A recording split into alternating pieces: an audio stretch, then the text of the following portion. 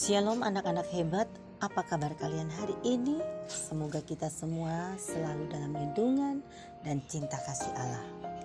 Jumpa lagi dengan Bunda Meske dalam Doremi, doa dan renungan misioner bersama sekami paroki Santo Petrus dan Paulus Argapura, Keuskupan Jayapura. Edisi Rabu 30 Juni 2023. Kita berada di hari Jumat terakhir di bulan Juni dalam pekan biasa ke-12. Hari ini juga kita merayakan para martir pertama di Roma. Bacaan Injil hari ini diambil dari Injil Matius bab 8 ayat 1 sampai dengan 4. Baiklah anak-anak, sebelum kita mendengarkan Injil hari ini, marilah kita berdoa. Dalam nama Bapa dan Putra dan Roh Kudus. Amin. Allah Bapa yang penuh kasih, tidak ada yang mustahil bagimu. Sampai hari ini kami ada itu semua karena kasih-Mu. Tambahkanlah iman kami dan teguhkanlah, terlebih saat kami meragukan-Mu. Berkatilah kami hari ini ya Bapa, demi Kristus Tuhan dan pengantara kami. Amin. Semoga Tuhan beserta kita sekarang dan selama-lamanya. Inilah Injil suci Yesus Kristus menurut Matius. Dimuliakanlah Tuhan. Setelah Yesus turun dari bukit, banyak orang berbondong-bondong mengikuti Dia. Maka datanglah kepadanya seorang yang sakit kusta. Ia bersujud menyembah Yesus dan berkata, "Tuan, jika Tuan mau, Tuan dapat mentahirkan daku." Lalu Yesus mengulurkan tangannya, menjamah orang itu dan berkata, "Aku mau, jadilah engkau tahir." Seketika itu juga tahirlah orang itu dari kustanya. Lalu Yesus berkata kepadanya, "Ingatlah, jangan engkau memberitahukan hal ini kepada siapapun, tetapi pergilah, perlihatkanlah dirimu kepada imam dan persembahkanlah persembahan yang diperintahkan Musa sebagai bukti bagi mereka." Demikianlah sabda Tuhan. Terpujilah Kristus. Anak-anak misioner dimanapun kalian berada, bagaimana supaya kuasa kesembuhan dari Tuhan itu terjadi dalam kehidupan kita? Tentu ada syaratnya.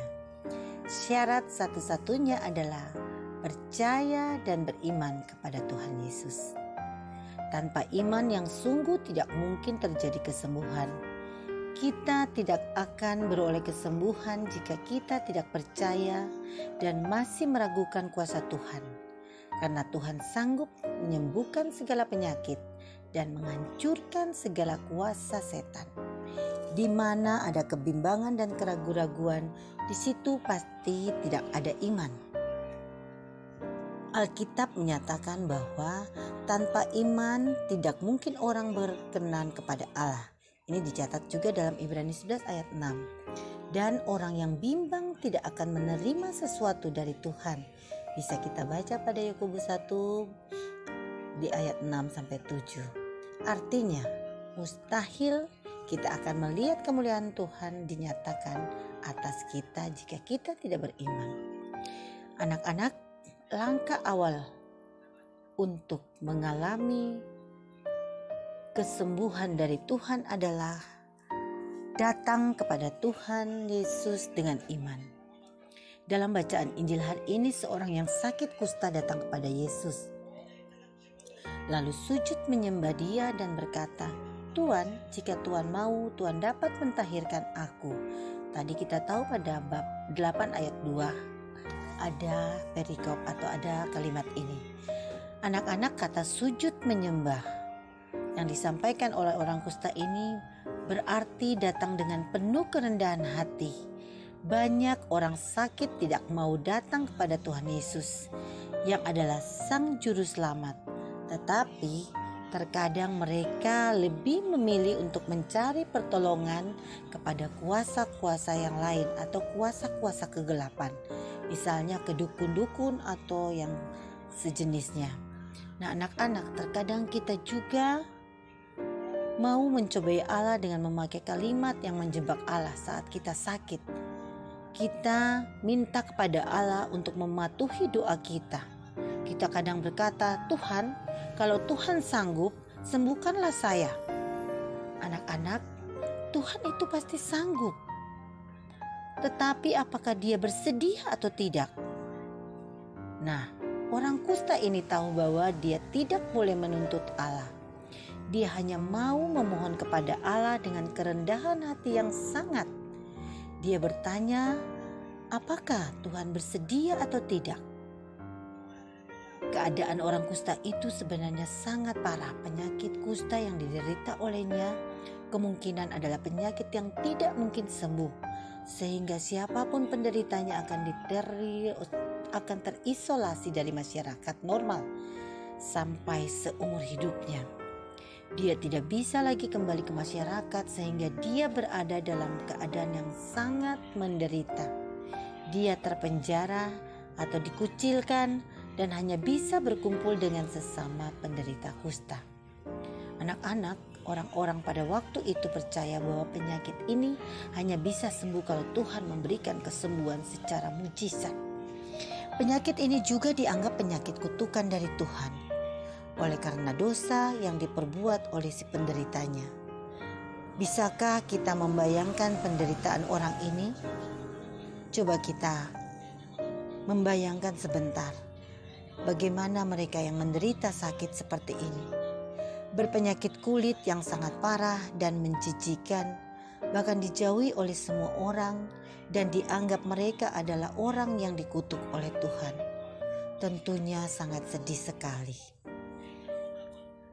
Anak-anakku, Tuhan Yesus itu berbelas kasihan kepada siapapun. Dan juga dalam cerita kali ini Tuhan Yesus berbelas kasihan kepada orang kusta tadi. Dia menyembuhkan orang ini. Yesus bahkan menyentuhnya. Dia tidak merasa orang ini harus dihindari dan dikucilkan. Dia memperlakukan orang kusta itu sebagai sesama manusia. Maka dia menyentuh orang itu dan menyembuhkannya dari kustanya. Anak-anak, kustanya hilang begitu saja dan dia sembuh secara ajaib. Tetapi setelah itu di ayat 4 juga Tuhan memerintahkan orang yang baru sembuh itu untuk melapor kepada para imam.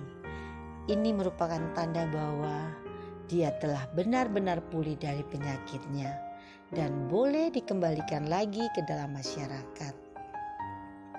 Tuhan Yesus tidak menghancurkan otoritas yang dibangun oleh hukum Taurat. Tuhan Yesus tidak mengabaikan jabatan imam pada waktu itu. Dia datang dan memberikan contoh di dalam menghargai apa yang telah Allah tetapkan. Nah, anak-anak, kita tetap percaya dan menyerahkan segala kehidupan kita. Saat kita sakit, datanglah berserah pada Tuhan, tapi tidak memaksakan Tuhan. Sebab otoritas Tuhan dapat menyembuhkan kita, baik dari sakit penyakit jasmani maupun sakit penyakit rohani sekalipun. Tuhan pasti sanggup. Mintalah pada Yesus agar bersedia mau hadir dan menolong kita. Tuhan, layakkanlah kami agar kami dapat menerima berkat kesembuhan-Mu, baik secara jasmani maupun secara rohani. Amin.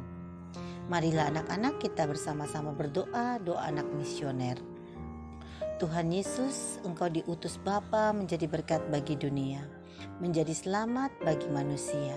Utuslah kami anak-anak-Mu di Indonesia untuk menjadi sahabat yang kuat bagi yang lemah, sahabat yang rela berkorban bagi yang menderita payah, sahabat penghibur bagi yang sakit dan gelisah.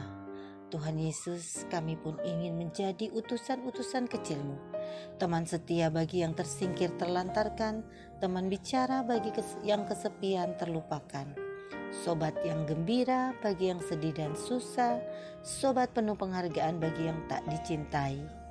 Tuhan Yesus, utuslah kami kini dengan bantuan Roh Kudus-Mu, menjadi garam dan ragi bagi yang baik, menjadi terang dan obor yang cemerlang, membawa kegembiraan dan pengharapan. Tuhan Yesus, kuduskanlah badanku dan sucikanlah jiwaku. Kupersembahkan diriku padamu hari ini. Berkatilah semua orang dimanapun juga Berkatilah semua orang yang kami jumpai, siapapun juga. Amin. Bapa kami yang ada di surga, dimuliakanlah namamu, datanglah kerajaanmu, jadilah kehendak-mu di atas bumi seperti di dalam surga. Berilah kami rezeki pada hari ini, dan ampunilah kesalahan kami, seperti kami pun mengampuni yang bersalah pada kami. Dan janganlah masukkan kami ke dalam pencobaan, tetapi bebaskanlah kami dari yang jahat. Amin. Salam Maria, penuh rahmat, Tuhan sertamu, terpujilah engkau di antara wanita, dan terpujilah buah tubuhmu Yesus. Santa Maria, Bunda Allah, doakanlah kami yang berdosa ini sekarang dan waktu kami mati. Amin.